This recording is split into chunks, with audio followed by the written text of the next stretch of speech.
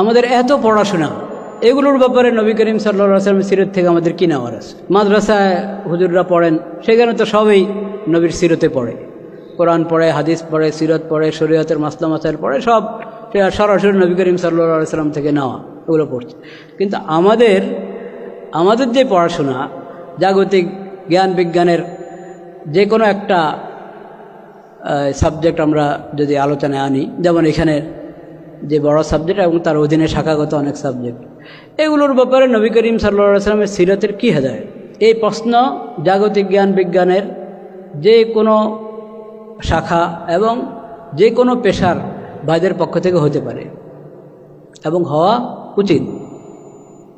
এটার উত্তর হলো, এই ধরনের প্রতিটা অঙ্গন, প্রতিটা বিদ্যালয়, প্রতিটা এবং যত পেশার মানুষ আছে, তারা যেসব বিষয়ের সম্মুখীন হয়, এটা দুই ধরনের।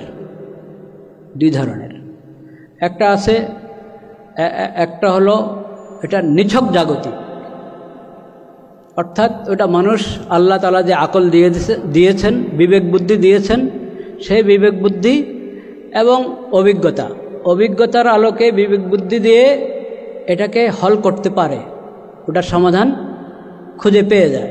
এই ধরনের যেসব বিষয়, এইসব বিষয়ের ব্যাপারে নবী করিম সাল্লাল্লাহু আলাইহি ওয়াসাল্লাম একটা বাক্য বলে দিয়ে গেছেন, একটা বাক্য মাত্র, আনতুম আলামু বি উমুরি দুনিয়া। এটা নবী করিম সাল্লাল্লাহু আলাইহি ওয়াসাল্লামের সিরাত সুন্নতের, শরীয়তের বহুত বড় বৈশিষ্ট্য,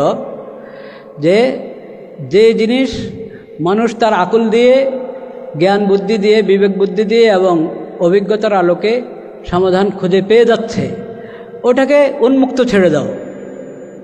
ওটাকে আমি বিধান দিয়ে, ওটাকে বিভিন্ন সুন্নত দিয়ে আটকাবো না। ওই বিষয়ে আমার সুন্নত হলো ওটা উন্মুক্ত। আনতুম আলামু বি উমুরি দুনিয়া, তোমাদের জাগতিক বিষয়, তোমাদের দুনিয়ার বিষয়, এই বিষয়ে তোমাদের জ্ঞান বেশি, তোমরা ভালো বুঝো।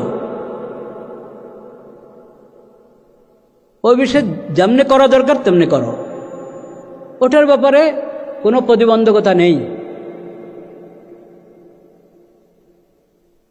এই যে একটা বাক্য, এটা আপনাকে একবারই পুরা উন্মুক্ত করে দিয়েছে। আপনি যত উন্নতি করতে চান করতে থাকেন, যত গবেষণা করতে চান করতে থাকেন।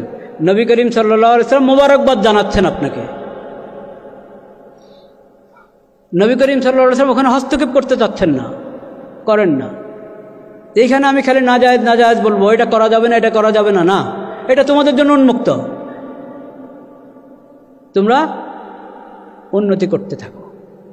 এটা নবী করিম সাল্লাল্লাহু আলাইহি ওয়াসাল্লামের সুন্নতের এবং সিরতের অনেক বড় একটা মৌলিক বিধান, মৌলনীতি। এটা আনতুম আলামু বি উমুরি দুনিয়া। এইখানে না করে মানুষের ময়দানকে সংকুচিত করে দেওয়া, সীমাবদ্ধ করে দেওয়া, এটা নবী করিম সাল্লাল্লাহু আলাইহি ওয়াসাল্লাম কখনো পছন্দ করেন নাই। এটাকে পুরো উন্মুক্ত রেখেছেন। আপনি এটার মধ্যে আপনি এবার ডাক্তারি, চিকিৎসা বিজ্ঞানের কথা বলেন। চিকিৎসা বিজ্ঞান, নবী করিম সাল্লাল্লাহু আলাইহি ওয়াসাল্লাম ওই যুগের যে চিকিৎসা ছিল, সেই চিকিৎসার অনেক কিছু নবী করিম সাল্লাল্লাহু আলাইহি ওয়াসাল্লাম জানতেন, স্বাভাবিকভাবে জানতেন। ওই সময়ের চিকিৎসা বিজ্ঞানের কথা বলছি আমি। এবং নবী করিম সাল্লাল্লাহু আলাইহি ওয়াসাল্লামের কাছে পুরা আরবের বিভিন্ন অঞ্চল থেকে, আরও বাইরের থেকে যারা আসতেন, তারাও বিভিন্ন সময় কোনো সাহাবী অসুস্থ, তারা বলছে যে এভাবে চিকিৎসা হতে পারে। নবী করিম সাল্লাল্লাহু আলাইহি ওয়াসাল্লাম নিজে অসুস্থ, তাকে পরামর্শ দিচ্ছেন এভাবে চিকিৎসা হতে পারে। নবী করিম সাল্লাল্লাহু আলাইহি ওয়াসাল্লাম কোনো সাহাবী অসুস্থ হলে খ্রিস্টান ডাক্তার হারিস ইবনে কালাদা সাকাফি তার কাছে পাঠিয়েছেন।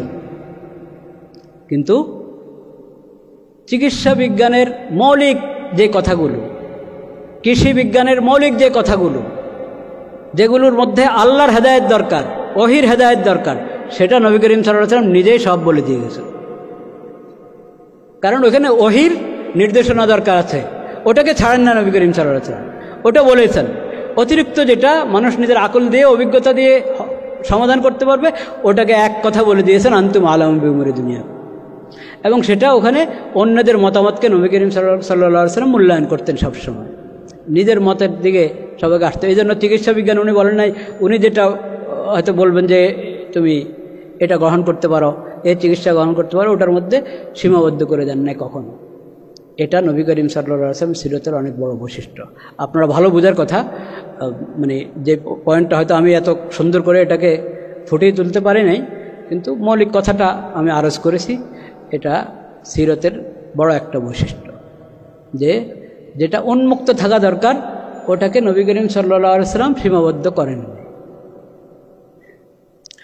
আর যেখানে ওহির হেদায়েত দরকার, ওহির নির্দেশনা দরকার, সেখানে ঠিকই নবী করিম সাল্লাল্লাহু আলাইহি ওয়াসাল্লাম নির্দেশনা দিয়ে দিয়েছেন। এজন্য আপনি যে কোনো পেশার কথা বলেন, যে কোনো বিদ্যার কথা বলেন, সেখানেই খোঁজ করলে হাদিসের মধ্যে, সিরতের মধ্যে রাহবরি আমরা পেয়ে যাব ইনশাআল্লাহ।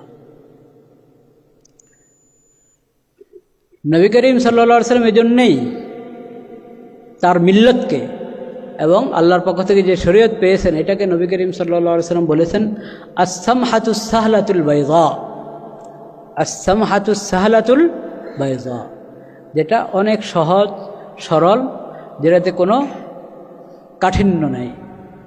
আর দিন ইউসর, সহজ, কঠিন কোনো কিছু নেই। এত কঠিন কিভাবে পালন করব, কিভাবে সুন্নতের অনুসরণ করব, এটা তো অনেক কঠিন।